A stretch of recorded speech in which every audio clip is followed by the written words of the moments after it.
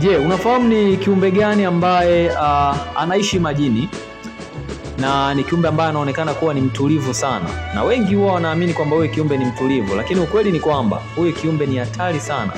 Ana sumu ambayo ni hatari, ambayo inaweza ikaua ndani ya dakika chache. Hapa ambaye anafahamika kwa jina la Blue Ringed Octopus kwa lugha ya Kiingereza, lakini kwa lugha ya Kiswahili anafahamika kwa jina la pweza mwenye pete ya blue.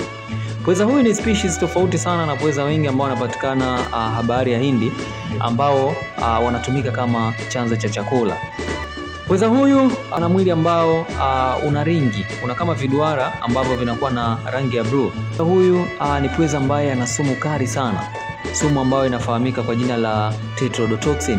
Ni sumu ambayo ina uwezo mkubwa sana wa kuweza kusambaa mwilini. Inapoingia mwilini automatically inaenda kuwa hemoglobin ambazo zinapatikana katika seli, hivyo inapelekea au inasababisha ugumu katika usafirishaji wa oksijeni mwilini, na mwisho wa siku inaenda kusababisha kupooza kwa mwili ndani ya dakika chache, na hatimaye inaweza kapelekea kifo. Kitu ambacho kinashangaza wengi ni kwamba huyu pweza anapokudhuru au anapokuuma huwezi kusikia maumivu, lakini baada ya muda, the way sumu inavyosambaa, ndivyo unakuja kuhisi kwamba una tatizo ambalo umelipata.